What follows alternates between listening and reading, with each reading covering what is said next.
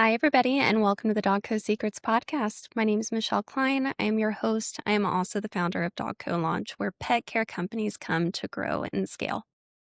In today's episode, I want to talk to you about getting 2026 back on track if you feel that this year has gone a little bit sideways, or if you are just looking to really maximize the last 5 months of the year. So this episode is going to drop August 10th. We then have little under 5 months left. That's a lot of time. So let's talk about making this year the best year that it can be for you in whatever that means to you. Let's get into it.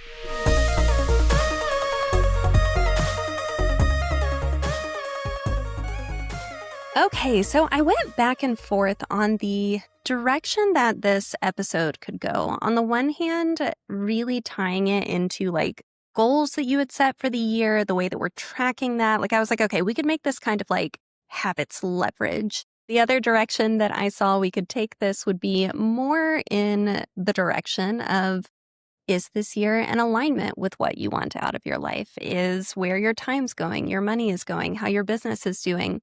Is all of that coming together with the way that you would like to? So I decided we were just going to see what comes out of this because I have a lot of different thoughts. And I'll share a few things I've been thinking about, and I trust we'll end up in the right spot. I'll trust where we will end up where we need to be, and that will be good. So 2026 has been a really interesting year so far. I feel like part of the reason why is that it just feels that things have accelerated really, really quickly in businesses. So maybe let me get a little bit more specific with that.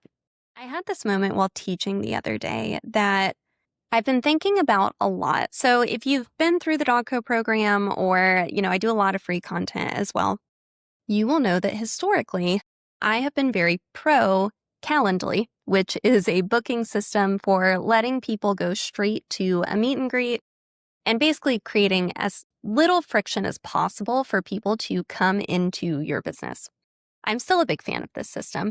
But when I was teaching, what was really interesting to me, Calendly used to be a system that I would really pitch people on very hard, not affiliated, not like that, but this is a software you need. This is going to massively level up your systems. And I was having a moment in Dog Co where I realized we were talking about client onboarding.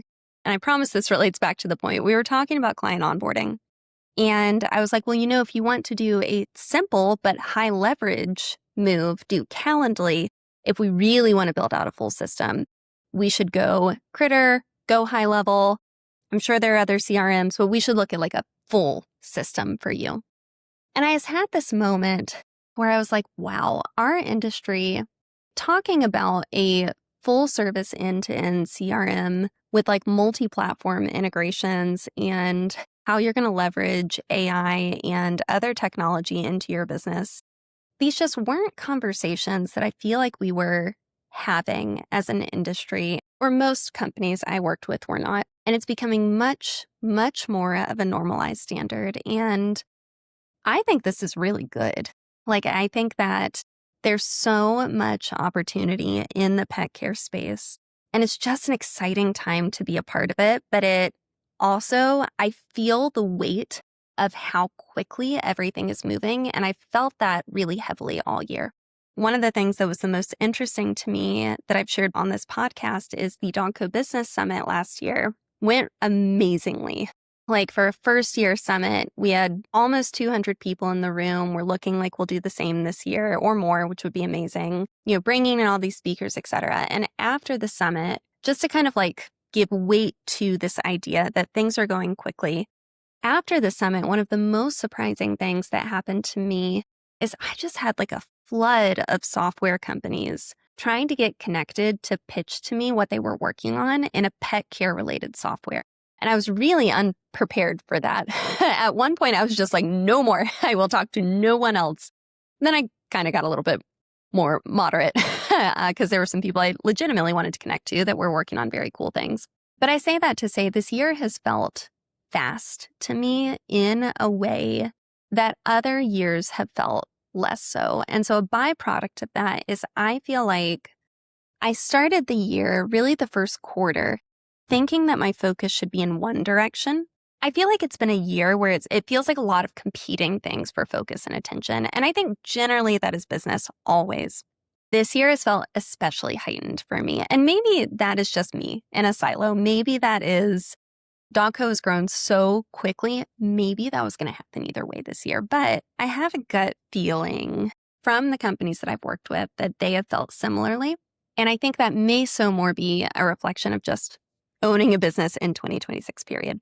So if you're feeling similar, or if this year has just been off for you in any way, let's dig into that more deeply. So where I would recommend you start, if you are feeling just generally like this year is just not in alignment with the direction I would like to go, I would recommend you go back to the goals and intentions that you had set at the start of the year to first just look at, do those still align with what I want out of this year? So I was sitting down to do some reflection this morning before filming this podcast, and I was looking at my goals for the start of the year because I'm doing this right now. I'm trying to just kind of like refocus in for the last 5 months of the year to make sure I'm driving the most impact in the most important areas in my business and in my life. And when I was looking at my goals for what I set out for the start of the year, I would say one of the three of them still feel like, yeah, that's a this year thing. And the goal that still feels relevant is just related to like fitness and personal health. Goal related to Dogco specifically that I'll share a little bit more about that I've realized needs to not be a this year focus. And then just a goal related to like my personal life that I also am realizing is not the time to try and pursue it. And it's also getting deprioritized. So I would start with looking back at what you wanted out of this year and looking at, does whatever that goal was fit what you actually want and what would be best for you and the business? So for me, sharing a little bit more about Dogco, I realized that a lot of the goals I came into this year with had to do with like clients and growth of the company, growth of the program. And as I've gotten further into the year, maybe May to June, I started realizing like, I think most of my goals actually need to be related to operations right now and really structuring our team, putting the time into the systems that Dogco needs to drive as much impact as possible, looking at systematizing myself, my time, what is a yes, what is a no, how does it all fit together? And that feels uncomfortable. I like focusing on the external stuff. I like focusing on building up my Facebook group. I like focusing on really connecting with people, making content. I really enjoy that. And instead, what this current season of my business is requiring from me is a much deeper focus on developing people, developing SOPs, which I enjoy a lot less, and making decisions about workflow, what other people in their roles are going to prioritize. And I'm just seeing that has to come first. So when you're looking at your goals, first off, I want to give you the freedom to choose how you are going to interpret the disparity that you see. Because you may look at your goals and be like, I feel shame, I feel frustration, I feel embarrassment that I am not hitting them. And maybe you are. If so, kudos, that's amazing. But if you're not, and I'm guessing if you wanted to listen to an episode on getting 2026 back on track, you feel like there's some form of a gap. So if you're looking at that gap and it's bringing up emotion for you of like, I just feel like insert whatever negative thing it might be, I would start with first looking at, does the goal itself actually serve you and actually serve what the best use of this year would be? The only helpful reason that we look backwards is to inform how we look forwards when we're talking about your business. And so I would start with the goal that you set, looking for that gap, looking at how you're going to choose to interpret that gap. And then once you have clarity on what that misalignment is, I would say we have two different paths we can go from there. The first is we could look at, are we productively off track? So I would say right now, with my goal for Dogco, not Dogco in its entirety, but like this specific goal, I am productively off track because I see foundational things that I have to build before I can focus on the other things that I thought I was going to get to focus on coming into this year. And I can choose how I emotionally connect with that. I can choose to be frustrated and to be like, this year isn't turning out how I want it to be, which overall it is, to be clear. It's going well. But, if I'm looking at the goal specifically that I set, I can choose to be like, I'm frustrated that I'm having to focus on other things. Or I can look at that and almost have pride around it, where it's like, I'm proud that I've reached the point where I'm not just going to be bullheaded about my goals. And instead, I'm going to acknowledge what my business needs before I can do different things that I want to do. So I think let's start with the gap that you see. Is it productively misaligned, where the right things have gotten prioritized and maybe we need to switch the goal itself? Or are we unproductively misaligned, where maybe we're moving backwards, maybe we feel like we're not making progress in any area of the business? And we're probably going to spend the rest of the episode talking about that, because I imagine there's a group of people listening to this that perhaps feel a bit defeated coming off of the summer, which can be either very busy in this industry or very light. It doesn't tend to be in the middle. Sometimes it is, but usually companies either have a massive spike in the summer for pet sitting, or they see a bit of a decline in June, July, depending on the service line. So if you are looking at the gap and you're like, this is still important to me, because if you're feeling disappointment, that means there's part of you that still wants it. Even if you're feeling maybe, should I give up? Is this something I should still pursue? If you're having any form of emotion about the gap that you see, it means you still care about it and you still have investment in it. And I am a believer that we get the opportunity every month through the year to say, okay, this isn't working. We're going to try something else now. If you're in the second category, I think we need to spend some time coming directly face to face with why this goal is not something that you are hitting. And I would challenge you to be ruthlessly honest with yourself. I just went through an exercise where I redefined core values for Dogco. Because as I said, I've realized a lot of my focus needs to be on developing people, developing our operations, getting Dogco into the place where I can do the other things. So I redefined our core values. Originally, I had 3 core values. We now will have 5. The first 3 were value, impact, and community. So value being we want to over-deliver, impact being we want to create actual change for companies, not just knowledge. And then community being we want to help people build relationships in this somewhat isolated industry while we do it, because we believe that is so important. The 2 values that I am adding in now are radical ownership and integrity. Radical ownership being that we take full responsibility for our actions, for the work that we do, and we act with ownership around it. And then integrity being that we are above board in everything that we do. So I would encourage you to apply radical ownership into that disparity that you are seeing between how this year has gone and the goal itself. Because there's going to be a temptation.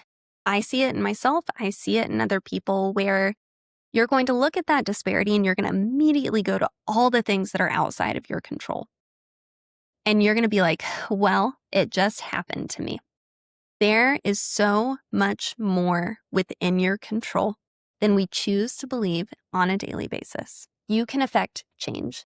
And I think buying into that and looking at the reality face to face to see it for what it is going to be part of how you take that next step, and part of how you close the gap between the goals that you want to hit, what you want out of your business, what you want out of your life with your business, and the reality of what is happening now, today, and how this year has gone so far. So I will share a personal story on this. It's a little more personal than I tend to get on this podcast, but I don't know. F it, let's do it. I had a realization recently that there are ways in which self-sabotage is slightly too strong of a word, but there are ways that I have been hiding in my own business, and ways that, like certain habits that I have been allowing to help me hide, that make me feel safe, that make me feel, I don't know, slightly more in control, that reduce my anxiety, and that I'm making this sound bigger than it is. I've just realized like I can do more. I can achieve more. I can show up better. And I want to do that. I am about to turn 36, depending on how old you are. You may hear that and be like, what a sweet baby. You may hear that and be like, wow, that's old. I don't know. It kind of depends on where you're at personally. And I have been thinking a lot about how quickly the last decade went as an entrepreneur and forming a theory that it's only going to go faster. I think that is looking like a certainty, and I'm ambitious. I want to do a lot of things with my life. I'm in a season where anything that I see that's actively holding me back from that, I have a hard time justifying keeping in my life. And when I was looking at my goals this year, how I've shown up in my business and ways that I think I can show up as a better leader and better rested is going to be, well, a lot of different things that I'm considering changing. But the first low-hanging fruit is I am doing a year without alcohol. And it's not that I was drinking every single day. It's not that, honestly, very often I was having more than a drink or two at a time. But I've been studying my health stats for pretty religiously for the last 18 months. And I can tell you that it only takes one drink for me to not be sleeping well. So I've been religiously following my health stats. And I can tell you that it only takes one drink to really mess up my sleep. And it's funny because my husband and I compare our sleep scores. You're married a decade. That's kind of what you do, I guess. I don't know. And he can have a drink and his sleep score will go down 4 to 6%. It's like, I don't know, maybe he gets like a 91% score instead of a 98. I will have one drink and my sleep score will go down by like 40 to 50%. I maybe would have had an 88% before, and I'll have like a 45% or 40%. When I am thinking about my goals, that's just not worth it in the season that I'm in. It's not something I intend to cut out for forever. We'll see. Who knows? Maybe I'll do a year and I'll be like, this is amazing. But it's not something that serves me right now. And it's not something that serves me with the goals that I want to hit and with the way that I want to show up. So that's part of how I'm focusing in on the rest of this year. And for you, it may not be something it may be a small thing. Like it may be you want to show up differently with your staff. Like you want to show up more prepared. You want to take more time for yourself, more time to learn, more time to slow down and be more intentional. Whatever it looks like for you to show up the way that you want to for the rest of the year. That's what I'm encouraging you to look at face to face and to ask yourself, what should I keep? What should I change? What should I do more of to get where I want to go? And then I think you just critically look at the cost of that. Like for me, I know that giving up drinking for a year really won't affect my day-to-day life too much. There are going to be some times, though, I'm going to be real bummed. I'm going to be like, man, I'd really love to do this thing with this person in this way. And I've made a commitment not to. That doesn't mean I won't participate. It just means I will have a moment where I feel bummed at this decision. There's a cost to it. So there's a cost to whatever you choose. There's a cost to change. There's a cost to not changing. But we can't evaluate the cost of that choice until we look face to face at what is actually happening. We get all the information in front of us, and then we choose. This may not have been what you expected out of this episode, but I'm interested in your thoughts. So let me know. Let me know if this was helpful, and I'd really love to hear how you are focusing on ending this year well. So go get them.